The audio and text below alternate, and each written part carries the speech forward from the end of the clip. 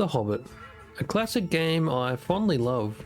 The Hobbit was released in late 2003. The Hobbit sets out a grand adventure of a young man who hadn't dreamt of anything more than an easy life. The Hobbit revolves around our hero, Bilbo Baggins. Bilbo's adventure starts with the proposal to be a burglar and steal back something precious from the clutches of a dragon. After this, he awakes in his dreams. He has dreamt up a nasty and dangerous dream and must fight his way out. Equipped with a sword, he does just that, slicing and cutting his way through dream goblins and back to the waking world.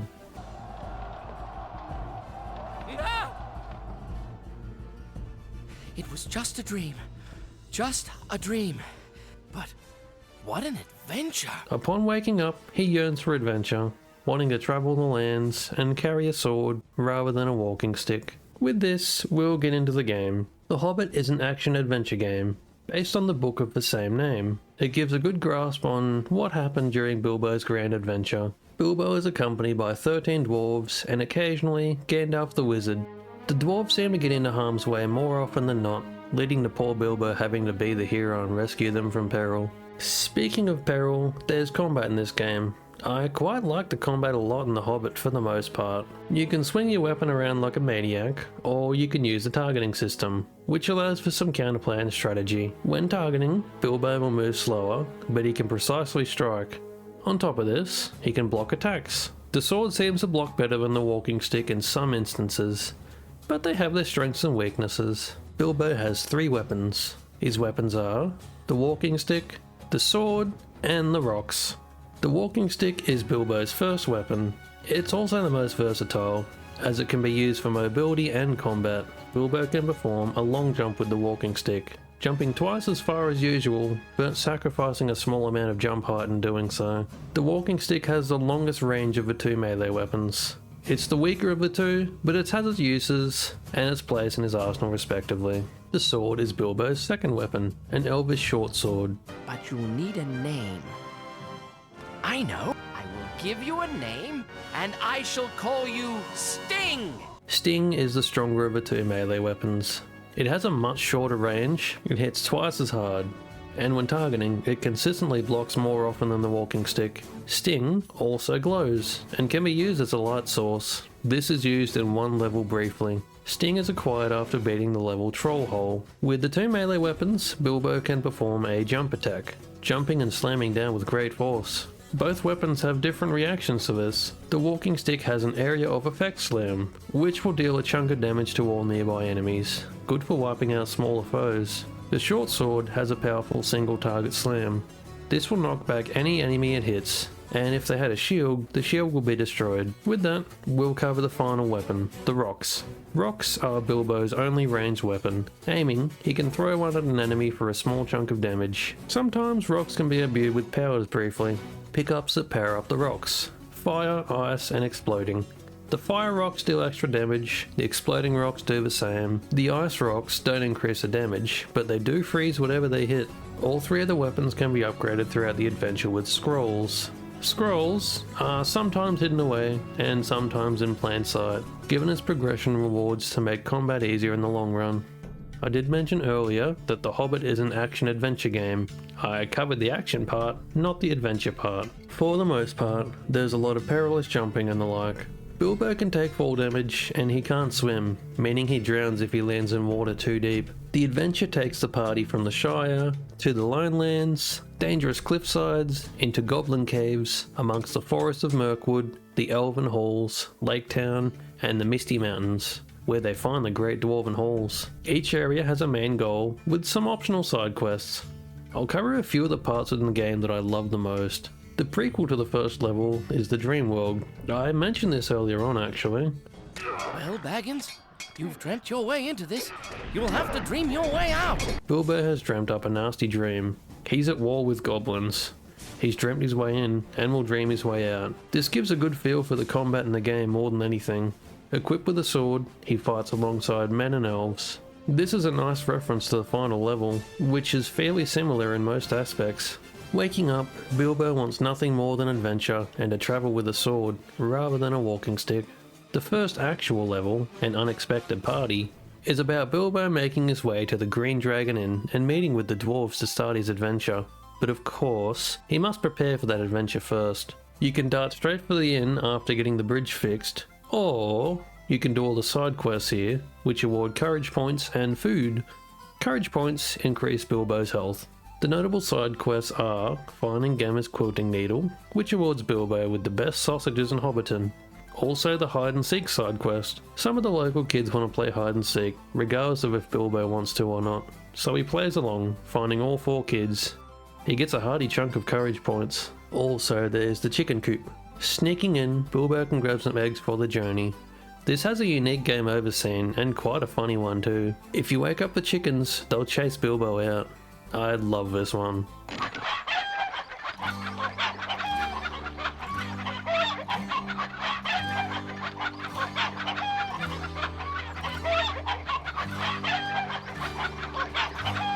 Eventually, with all the food gathered, Bilbo gives it to Bomber and makes his way into the Green Dragon Inn, officially beginning his extraordinary quest. Another part of a level I want to focus on is roast mutton.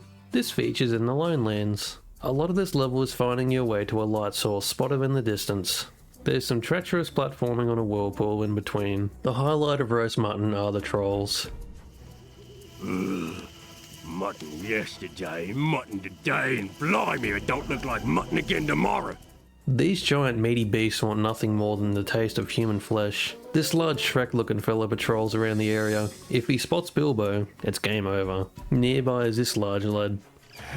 I bet I can tiptoe past him while he yawns. I love how he yawns for several seconds, just enough time to slip past.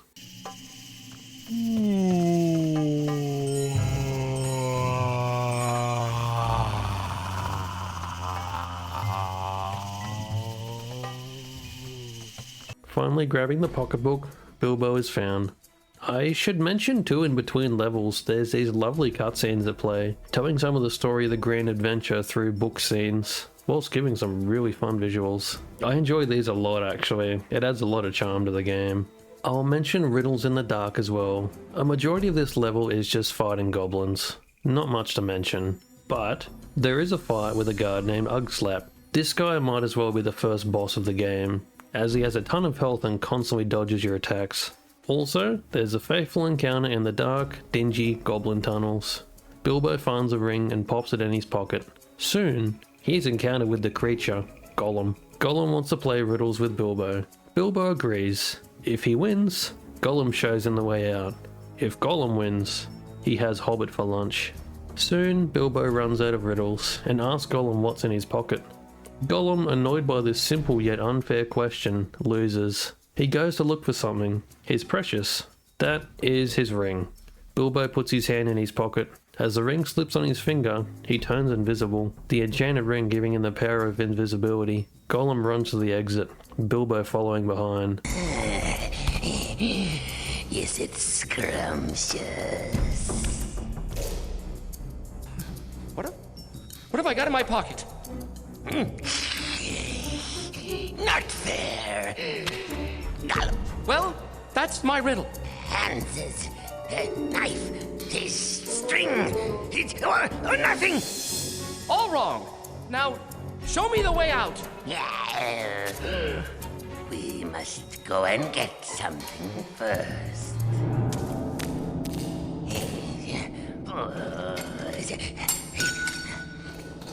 What have I got in my pocket?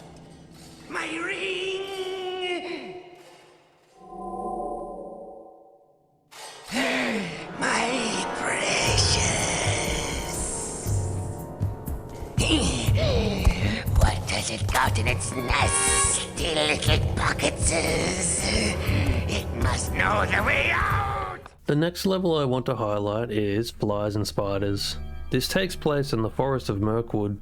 Mirkwood is home to some dastardly creatures. The most common creature here are the spiders, ranging from dinner plate size to the size of trucks. I personally hate spiders, but these ones are fun to fight at least. A majority of the time, of course. There's green and red spiders, which poison Bilbo and gradually drain his health. To counteract it at least, there's a fair few antidotes around, but still, they can be more annoying than anything. Some spiders are armoured and can only be harmed with a sword slam, followed by slashing at their underbelly. There's actually a mini-boss spider we can encounter after talking with a man named Corwin, a human who lost everything in the forest, his men and his brother, taken by the spiders. My friends were not so lucky. The spiders killed every man in my camp, including my brother. I am sorry about your brother. You could burn through those webs if you had some oil. This mini-boss guards a keepsake to Corwin, his brother's ring. Return it to him, and he will be forever grateful. I say, Corwin, I found this ring in the other camp. Is this yours? My brother's ring! It's been in our family for generations. Thank you, gentle Hobbit, for finding this keepsake. Another creature we face in Mirkwood are the undead, risen to life by the necromancer. These corpses want nothing more than to cut Bilbo to pieces. They hit hard too, with rotten armor, blunt blades, and rusted shields. The undead are unyielding and unforgiving. There's not many, but the ones we face are brutal enemies. On top of this, we can face the necromancer himself, the very vile creature that resurrects the undead. Who disturbs my rest? Taking him down will make the forest of Mirkwood slightly safer. Finally, there's the 3 spider sisters at the heart of the forest. Releasing the dwarves will enrage them, and Bilbo has to take them down. Each one has a gimmick. The first has no armor and can be beaten up pretty easily. The second has armor and must be defeated with exploding rocks. The final spider has armor and needs to be frozen with freeze rocks, then slashed at. Doing so enough will kill her and win the level. Another level I want to highlight is Inside Information. The party finally made it to their goal, the mountain guarded by the beast named Smaug, a legendary dragon who is feared by many. Bilbo, unfortunately, has to go inside and face the sleeping giant. Sneaking in, Bilbo is tasked with finding and stealing the Cup of Thrall. He has to tread lightly here, as the pile of coins can cause a loud ruckus.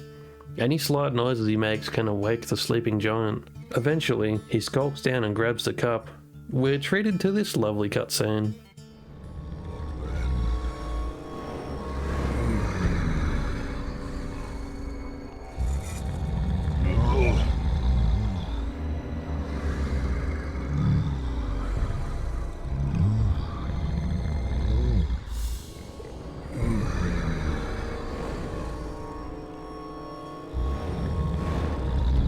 After this, he returns the cup to Thorin. Smaug awakes, enraged that someone stole the Cup of Thrall. Bilbo is tasked with sneaking back in, needing to find a weak spot on the dragon in order to kill it. Returning inside, Bilbo is faced with Smaug. The dragon can smell Bilbo. I smell you and I feel your air. Come into the light, where I can get a look at you. Disgusted by the presence of a thief. Luckily for Bilbo, he has his ring of invisibility, allowing him to walk in plain sight whilst being unnoticed. Bilbo finds a perfect place to hide and see Smaug, somewhere up high. He praises the dragon, making him show off his stomach. In doing so, Bilbo notices a weak spot, a bare patch on his chest that isn't guarded by thick scales. As he goes to leave, he's faced with the dragon's maw, the enraged tyrant breathing fire at the Hobbit. Bilbo hides behind the various statues and rubbles, mere inches from being toasted alive. This scene's so cool. I love how the whole level feels like it's just set out for this awesome scene. As Bilbo escapes, Smaug takes flight.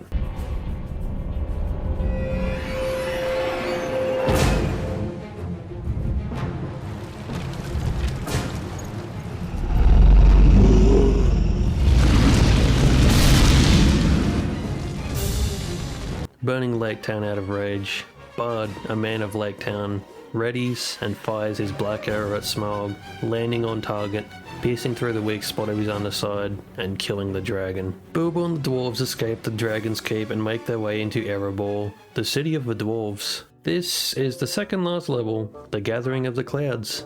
This level's all about puzzle solving and exploring the great dwarven halls.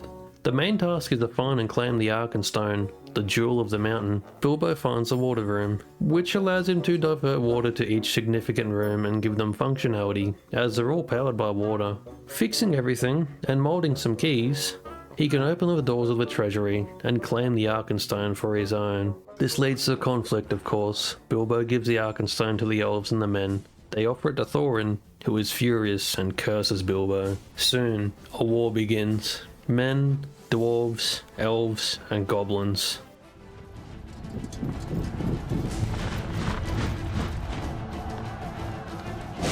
Halt! Dread has come upon you all! The goblins of the north are coming! Behold, they ride upon wargs!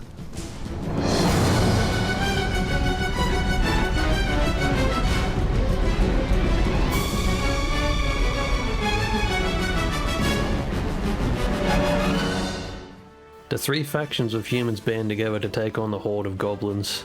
This is the final level, the Clouds Burst. Bilbo is tasked with sending a message to Bard, that Bard will be ambushed from behind. Bilbo makes his way into the battlefield. The Clouds Burst is very similar to the prequel level, Dreamworld. Bilbo is on a battlefield with a sword, fighting alongside men and elves. Along the way, he meets some familiar faces.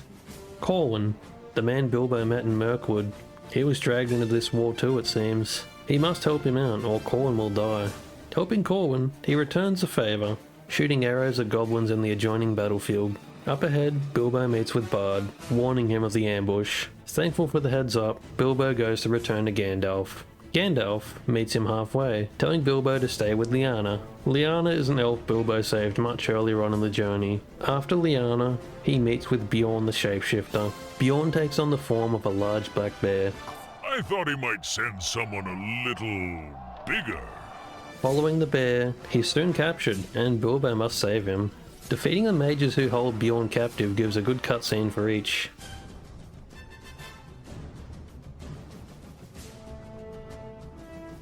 Eventually free, the bear crushes Bolg the Goblin King. This gives them an edge, and the war is won. And with that, the story of The Hobbit is over. The Hobbit is a delightful masterpiece in my eyes. It may be the nostalgia talking, but I love this game. It was one of the first games I ever played. To this day, I still love it. It might be janky at times, but to me, it's awesome. Playing The Hobbit nowadays might be tough to fulfill, as you may need an emulator, or manage to find a physical copy that's in working condition. If you do manage to do so though, I hope you enjoy. It's a wonderful tale. For now though, I've been CinnaBunny, and I'll catch you later, mate.